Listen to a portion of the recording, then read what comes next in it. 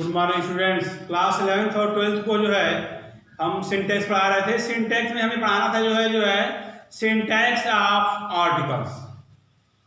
आप syntax of adjective पढ़ रहे थे, उस पर कल क्वेश्चन कुछ हल करा दिया था हमने जो है। तो अब आ रहा है जो है सिंटैक्स ऑफ आर्टिकल। आर्टिकल क्या होता है? आर्टिकल में होता है उपपद। आर्टिकल में होता है उपपद। यह इसका प्रयोग कहां होता है जो है किसी भी सिंगुलर नाउन से पहले एक के लिए हम ए और एन का प्रयोग करते हैं तथा किसी निश्चित व्यक्ति वस्तु के लिए जहां निश्चितता हो वहां हम द या उसका उच्चारण कहीं कहीं दी भी होता है प्रयोग करते हैं।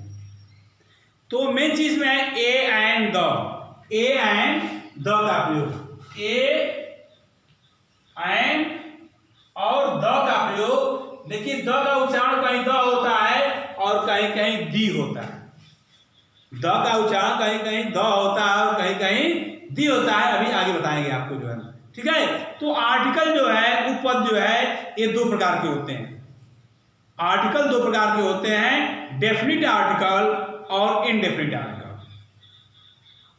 ठीक है। डेफिनिट आर्टिकल और इनडेफिनिट आर्टिकल और निश्चित उपपद और अनिश्चित उपपद, ठीक है ना।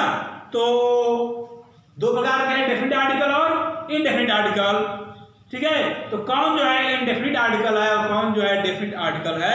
तो ए और एन जो है इनडेफिनिट आर्टिकल है, इसको बोलते हैं अनिश्चित। इनडेफिनिट में क्या होता है? अनिश्चित। इनडेफिनिट माने अनिश्चित। तो अनिश्चित उपपद। इनडेफिनिट आर्टिकल मतलब होता है अनिश्चित उपपद और डेफिनिट आर्टिकल मतलब होता है निश्चित उपपद। यानी डेफिनिट आर्टिकल जो होता है ये निश्चित जहां हो, जहां निश्चितता हो वहां हम द का प्रयोग, अर्थात जिसको हम पहले से जानते हैं दिस इज द बॉय, या वही लड़का है who has stolen my watch, जिसने मेरी घड़ी चुराई है। उस लड़के को हम जान रहे हैं पहले से, दिस इज द बॉय। हम कहें गाय एक उपयोगी जानवर है, the cow is a useful animal. तो क्या है, काउ एक जात की बात हो रही है, तो वहां द का प्रयोग होता है। आगे बढ़े द का प्रयोग, पहले हम देखते हैं जो है इनडेफिनिट आर्टिकल ए और एन का प्रयोग। तो ए और एन का प्रयोग हम कहां करते हैं? किसी भी सिंगुलर नाउन से पहले एक के लिए, किसी भी सिंगुलर नाउन से पहले एक के लिए हम ए और एन का प्रयोग करते हैं। सिंगुलर नाउन मतलब क्या है? एक वचन, यानी किसी भी एक वचन संज्ञा के साथ हम एक के लिए ए और एन का प्रयोग करते हैं। अब ए और एन का प्रयोग देखिए, हम पढ़ते हैं ABCD, A B C D E F A, हम ऐसे तो उच्चारण ए करते हैं, लेकिन जब किसी वाक्य में हम पढ़ते हैं तो इसका उच्चारण हम अ करते हैं। The cow is a useful animal. The cow is a नहीं होगा, द काउ इज अ। जब हम ABCD पढ़ते हैं तो उसका उच्चारण ए करते हैं, लेकिन जब इसका वाक्य में प्रयोग करते हैं और वाक्य में जब ये आता है ए तो इसको हम अ पढ़ते हैं। The cow is a useful animal. तो ध्यान रहे कि जब ए का प्रयोग वाक्य में करते हैं तो उसका उच्चारण हम अ करते हैं कि Mohan is a good boy. Mohan is a good boy नहीं, Mohan is a good boy, है ना। Sheela is a good girl.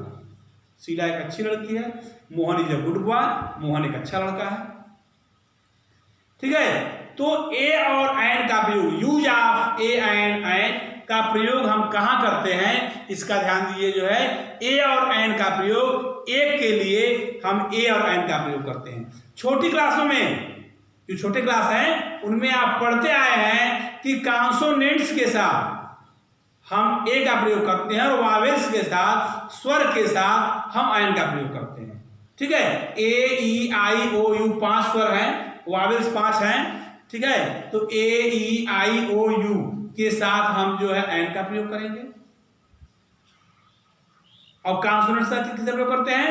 व्यंजन के साथ। लेकिन थोड़ा सा हम लोग बदलाव करते हैं इसमें।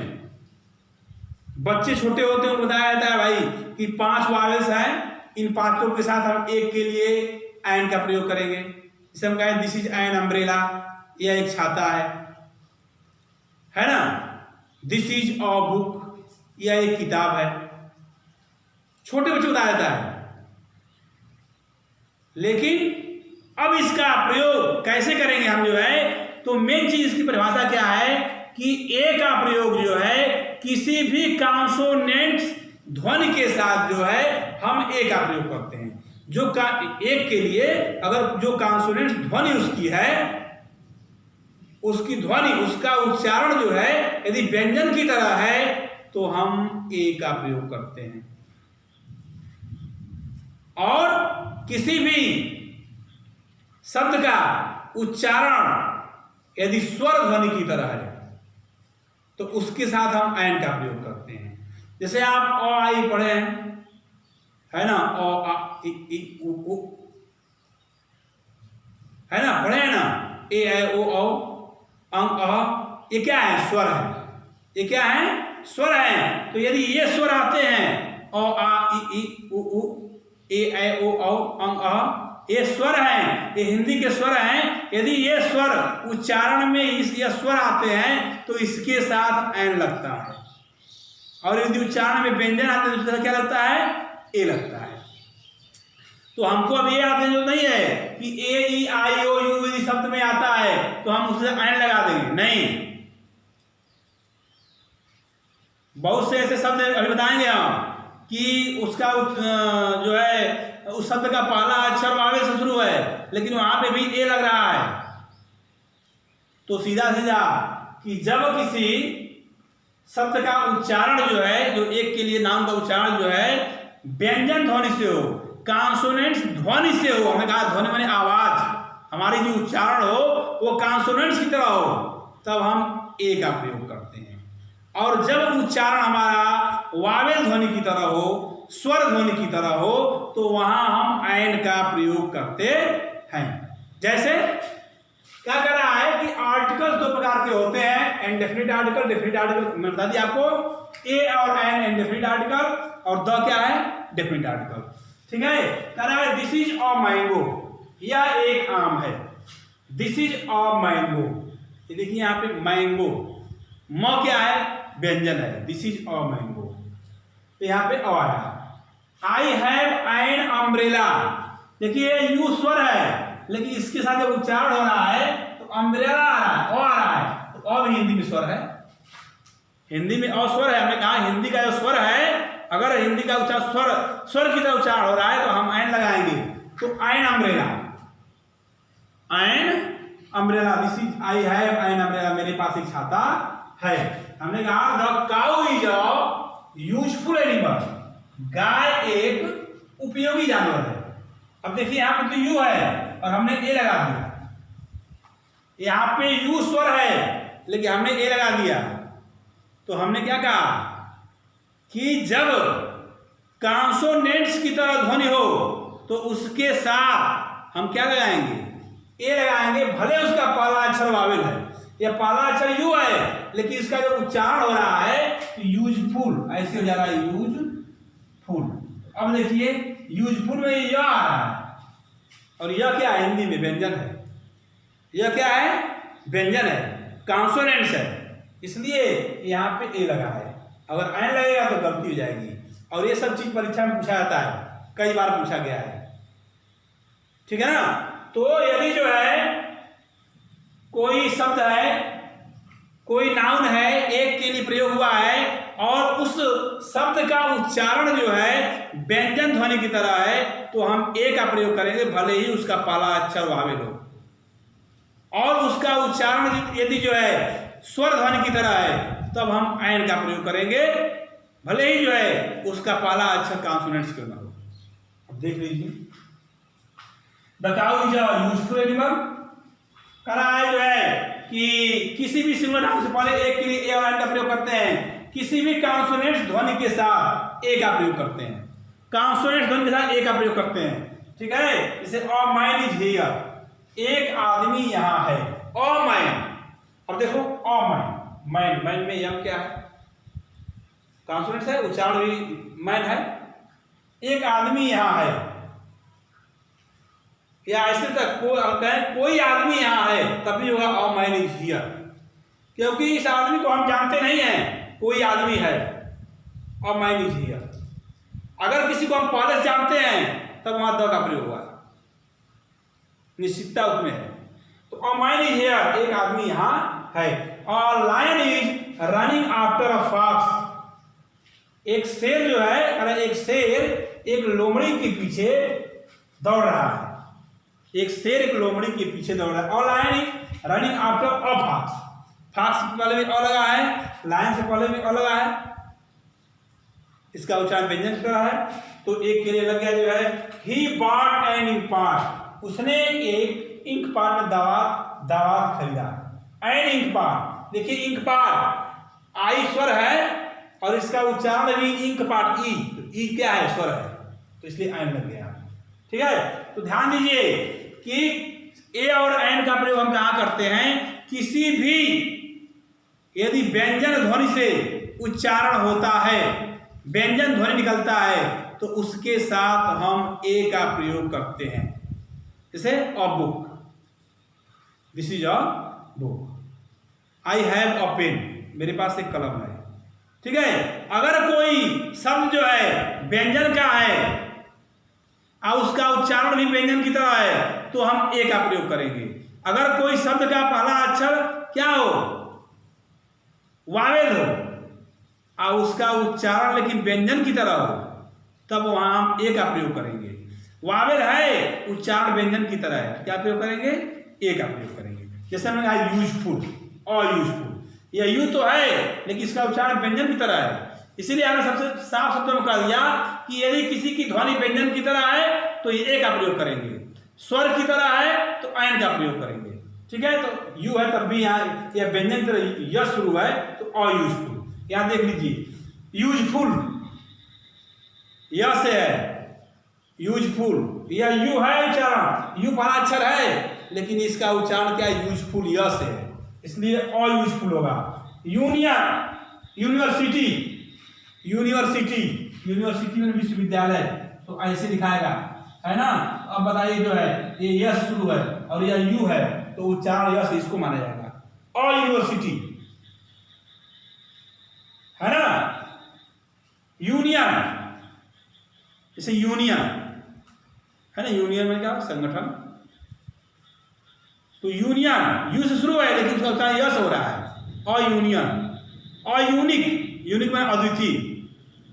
वन, ओ यानी वन, ओ से शुरू है लेकिन व से हो रहा है, ओ यानी वन, वन है लेकिन व से हो रहा है। यूरोपियन, ई से है लेकिन यह यश हो रहा है, यूरोपियन।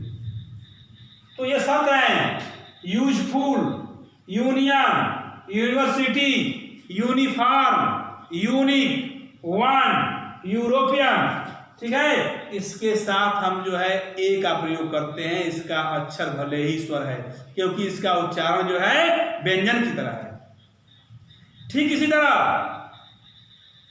अगर कोई व्यंजन है और उच्चारण स्वर की तरह है तो उसके साथ ए का प्रयोग, जिससे हमने कहा कि honest, Mohan is an honest man, ये HONEST है, HONEST हॉनेस्ट है, लेकिन इसका उच्चारण हम ऑनेस्ट करते हैं, एच साइलेंट होता है, honest. Mohan is an honest man, तो अब हॉनेस्ट नहीं पढ़ रहे हैं, ऑनेस्ट पढ़ रहे हैं, और अ क्या है हिंदी में, स्वर है, इसलिए ऑनेस्ट के साथ ए लगेगा। आवर, जैसे मैं 1 घंटे से पढ़ा रहा हूं, मैं 1 घंटे से अंग्रेजी पढ़ा रहा हूं, I have teaching English for an hour, an hour 1 घंटे से, ये आवर है, हावर नहीं है, यह साइलेंट है। अब है एयर, HEIR, एयर, एयर माने उत्तराधिकार, है ना, एयर में क्या होगा, उत्तराधिकार।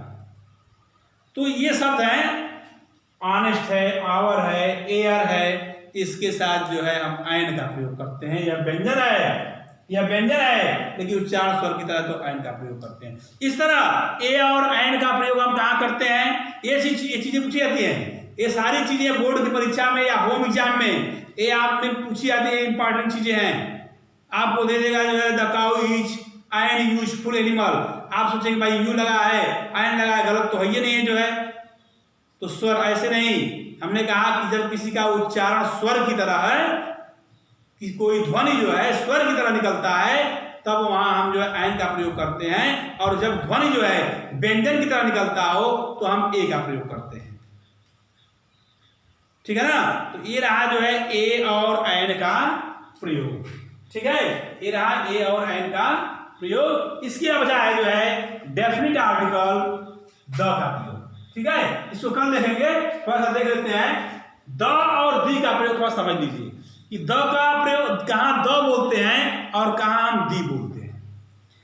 जब सेम इसी पर है ए और एन पर, जब हम जो है कॉन्सोनेंट्स की तरह, हमारी ध्वनि कॉन्सोनेंट्स की तरह निकलती है, तो वहां हम द का प्रयोग करते हैं।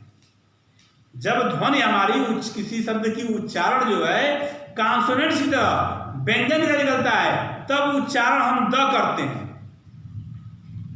और जब उच्चारण जो है ध्वनि हमारी स्वर की तरह निकलती है, तो वहां उसी द को हम दी पढ़ते हैं, द मैन। और द क्या है, निश्चित उपपद है, यानी हम उस व्यक्ति को जानते हैं, द मैन इज कमिंग, व्यक्ति अब आ रहा है, द मैन यानी आदमी आ रहा है, द मैन, है ना। हम कहें कि दी आउल, अब आउल हो गया, आउल में सुन लू तो दी लगेगा, उसको हम दी पढ़ेंगे, है ना। The owl, the man, the teacher, the teacher, अध्यापक यदि पढ़ा रहे हैं, the teacher is teaching English, यहां द का प्रयोग हुआ। और वही द THE स्पेलिंग वही है, उच्चारण बदल जाएगा, यानी किसी भी कॉन्सोनेंट्स व्यंजन के साथ यदि द लगा हुआ है तो उसको हम द पढ़ेंगे, और स्वर ध्वनि के साथ यदि है तो उसका उच्चारण क्या होगा, दी होगा। ठीक है, तो फिर अगले वीडियो में इसको हम देखते हैं जो है डेफिनिट आर्टिकल, निश्चित उपपद द और दी का प्रयोग कहाँ कहाँ होता है, या द, ए एंड द का प्रयोग, तीनों का प्रयोग बहुत इंपॉर्टेंट है जो आपके क्वेश्चंस में आते हैं जो है। ठीक है, धन्यवाद।